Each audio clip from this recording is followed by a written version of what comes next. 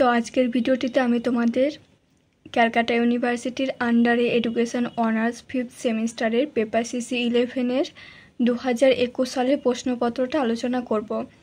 আগের ভিডিওটিতে আমি তোমাদের 2022 সালের প্রশ্নপত্র আলোচনা করেছি। যারা এখনও পর্যন্ত দেখোনি তারা আমার চ্যানেলে গিয়ে সেটা দেখে নিতে পারো।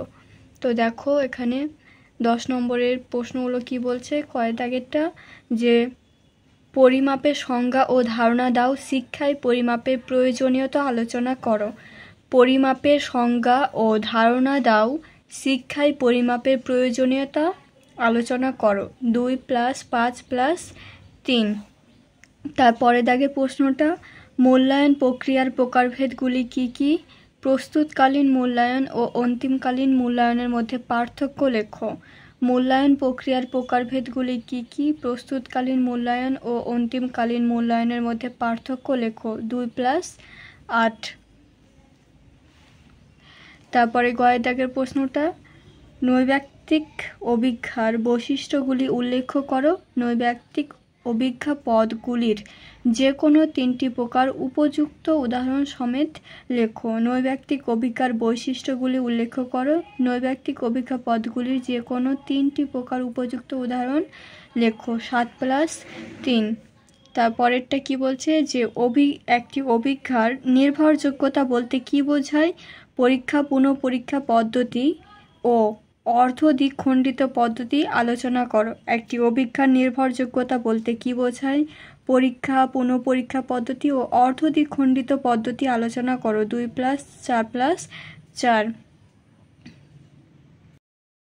এই প্রশ্নগুলো আমি তোমাদের টেলিগ্রামে PDF আকারে দিয়ে দেবো। তাই তোমরা যদি কেউ চাও যে টেলিগ্রামে অ্যাড হবে তাহলে ওখানে হয়ে যাও। ওখানে আমি তোমাদের যে কোনো ধরনের প্রশ্নের উত্তর তোমরা যদি চাও আমি সেটাও দিয়ে থাকি। তাই অবশ্যই তোমরা টেলিগ্রাম গ্রুপে যুক্ত থাকো। আর চ্যানেলটিকে অবশ্যই তোমরা একটু সাবস্ক্রাইব করে পাশে থেকো এবং বন্ধুদেরকে অবশ্যই কিন্তু শেয়ার করবে যাতে তারাও এই প্রশ্নগুলো দেখতে পায়। তো 2 দাগের প্রশ্ন কয়েকটা কি বলছে যে নিম্নলিখিত পরিস্থিতিতে কোন পরিমাপক স্কেল ব্যবহার করা হয়? স্কেলটির বৈশিষ্ট্যগুলি লেখো।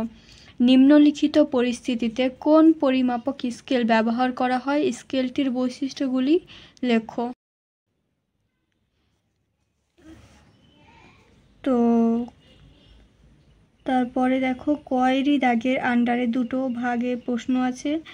হচ্ছে একটি বিদ্যালয়ের ছাত্র ও ছাত্রীর সংখ্যা নির্ধারণ, আর হচ্ছে যে ছাত্রের ওজনের পরিমাপ।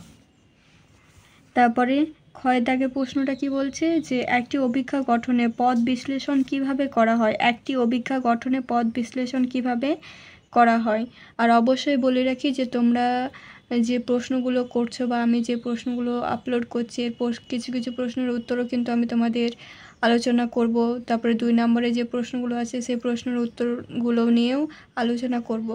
তো প্রশ্ন প্লাস উত্তর সবগুলো নিয়েই আলোচনা করব এবং ভিডিও নিয়ে আসব।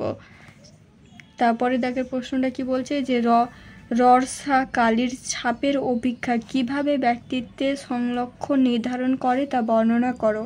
রর্সা কালির ছাপের অভিজ্ঞা কিভাবে ব্যক্তিত্বের সংলক্ষণ নির্ধারণ করে তা বর্ণনা করো।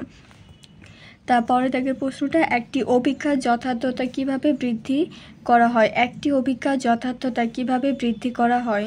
তারপরে দাগের প্রশ্ন নর্মভিত্তিক অভিজ্ঞার যে কোনো 5টি বৈশিষ্ট্য উল্লেখ করো। নর্মভিত্তিক অভিজ্ঞার যে কোনো 5টি বৈশিষ্ট্য উল্লেখ করো।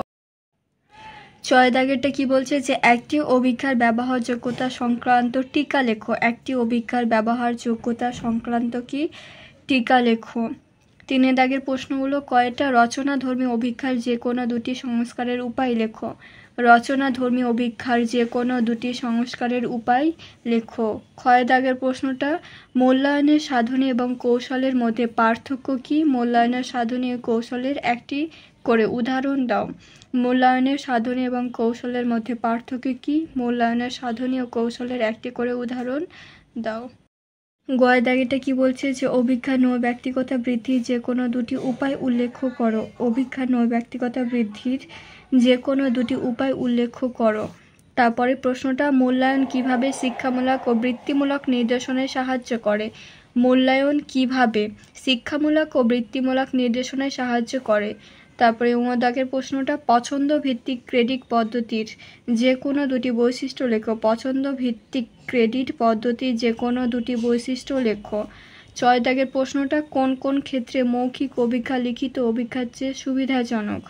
কোন কোন ক্ষেত্রে মৌখিক অভিজ্ঞা লিখিত অভিজ্ঞার চেয়ে সুবিধাজনক। তো আশা করি তোমাদের ভিডিওটি বুঝতে কোনো রকমের অসুবিধা হবে না। যদি কোনো রকমের অসুবিধা থাকে অবশ্যই কমেন্ট বক্সে জানাবে।